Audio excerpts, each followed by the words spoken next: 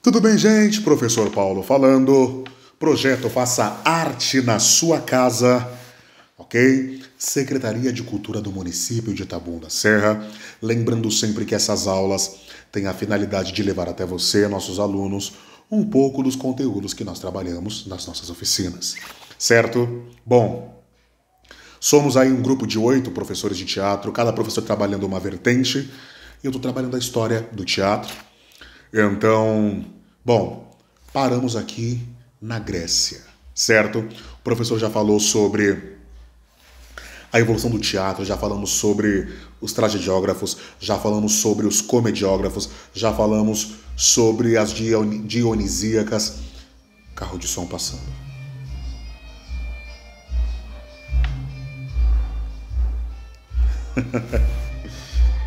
Passa, meu filho. Passou. Bom, então é essa ideia, é essa concepção de teatro que o professor Paulo vem trabalhando, tudo bem? História do teatro. Por que eu parei na Grécia? Por que nós não avançamos para o teatro romano, entre outras coisas? Porque a Grécia, como eu falei num vídeo anterior, para você que está chegando agora, está vendo o vídeo pela primeira vez, a Grécia é a pioneira, né? Vamos dizer assim. Todo o material intelectual, literário voltado para a tragédia, comédia, teatro épico, entre outras coisas, nasceu na Grécia. Então nós temos ali grandes pensadores, grandes autores que nos presenteou, né, que nos presentearam com obras riquíssimas. Então, para você que gosta do teatro, eu diria que seria impossível você ser um bom ator sem conhecer a contribuição dos gregos, tá certo?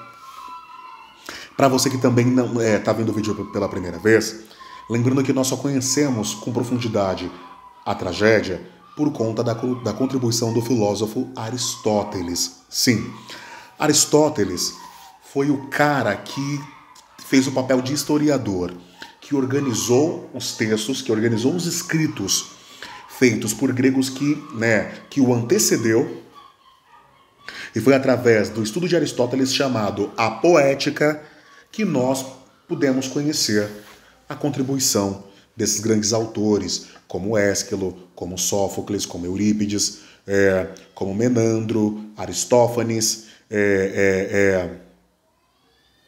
e o Epícarmo, né? Que são comediógrafos e tragediógrafos. Então, Aristóteles foi o grande responsável por nos trazer essas grandes obras, porque, como eu falei anteriormente, ele fez esse papel de historiador dentro desse processo.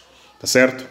Bom, partindo do princípio que a gente já está mergulhando, que nós já estamos nadando dentro desse universo do teatro grego, o professor já fez um vídeo falando um pouco, nós estamos falando agora sobre a obra desses grandes tragediógrafos. Tudo bem?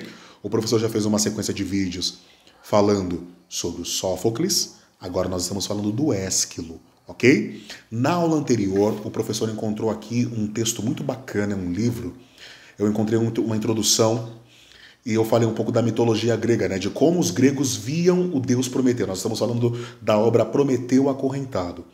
Então, no vídeo anterior, o professor falou sobre a visão de Ésquilo sobre Prometeu. Como que os gregos viam o deus Prometeu, ok? Prometeu não é o cara da promessa, né? Você me prometeu que não se atrasaria.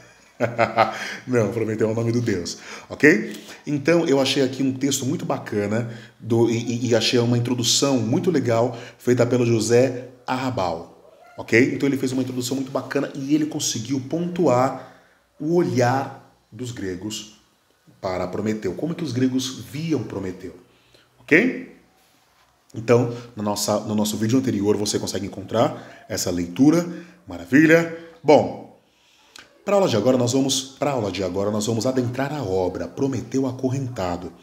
E a obra começa, né? A obra começa com o primeiro capítulo do livro, chamado As Correntes, o primeiro capítulo. E nesse primeiro capítulo, né, na leitura inicial, ele faz uma introdução ao contexto. O que está acontecendo quando a história começa? Onde a história começa? Né? Em que contexto Prometeu é acorrentado? Então, essa é a abertura e eu vou fazer uma leitura aqui para a gente poder compartilhar mais uma obra desse grandiosíssimo tragediógrafo que foi o Ésquilo, ok? Então vamos lá. Capítulo 1, Prometeu acorrentado, as correntes. Eu não vou ler tudo, mas vou ler o suficiente para que você possa entender um pouco desse contexto, tá bom? Então vamos lá.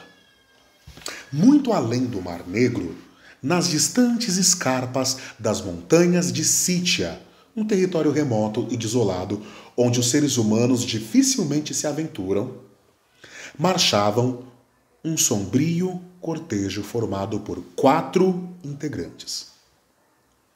Somente por estarem ali, nessas desérticas alturas, evidenciava-se sua condição divina. Ou seja, era um lugar frequentado por seres elevados, né? A estatura grandiosa e o porte altivo, assim como os passos desenvoltos, malgrado as dificuldades do terreno, revelavam claramente tratar-se de deuses imortais. Mas os 4 marchavam em silêncio, lúgubres, soturnos, açoitados pelos ventos gélidos e implacáveis, sob os relâmpagos de um céu tempestuoso. 2 deles vinham à frente, lado a lado, os passos emparelhados, como soldados em desfile. Portavam longas lanças, pontiagudas e sólidas. Portavam longas lanças pontiagudas e sólidos escudos de ferro, tendo adagas presas à cintura e a cabeça encoberta por elmos de bronze lúcido, onde se liam seus nomes. Eram Kratos e Bias, os executores dos desígnios de Zeus. E quem era Zeus? O deus que, após uma apocalíptica batalha, acabou por se impor sobre todos os outros deuses do universo, tomando-se o seu soberano. A divindade tornando-se o seu soberano, a divindade suprema. Tanto Kratos quanto Bias encarnavam, respectivamente, 2 características essenciais de seu amo: o poder e a violência. Muito bacana, né, esse tipo de leitura, porque você consegue ir mergulhando pela mitologia, mas assim, para a gente é mitologia, mas para os gregos isso era religião. E era através desses textos que eles contemplavam a grandeza desses deuses, né? Hoje nós temos o hábito de ir à igreja, e na igreja a gente consegue ir através da Bíblia, né? Fazer a leitura e tentar entender um pouco do contexto que os nossos antepassados viveram no continente europeu, na época da Idade Média, entre outras coisas. Então, mergulhar nesse tipo de literatura é mergulhar na concepção religiosa desse autor, né? Então é muito bacana como a construção da ideia dos deuses é concebida. Bom, continuando. Aparentemente, esses 2 guardas extraordinários estavam ali para escoltar o terceiro membro do grupo, que se encontrava praticamente no meio dos 2 e tinha os punhos algemados. Com grilhões pesados, caminhando cabisbaixo, como um escravo ou reles prisioneiro. Chamava-se Prometeu e, apesar da aparência vigorosa, típica da antiga raça dos titãs, a que pertencia, não parecia disposto a resistir aos seus condutores vigilantes. Seguia-os, resignado, embora seu rosto não ostentasse a expressão de um derrotado ou de um covarde. Seu rosto tinha a firmeza impassível do mármore das esculturas e dos templos. Muito bacana.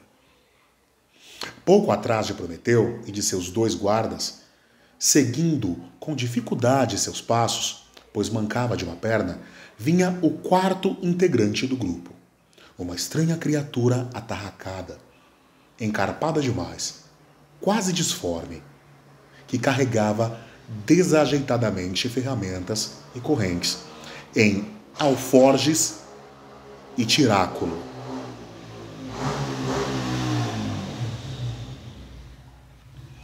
Apesar de seu porte esdrúxulo...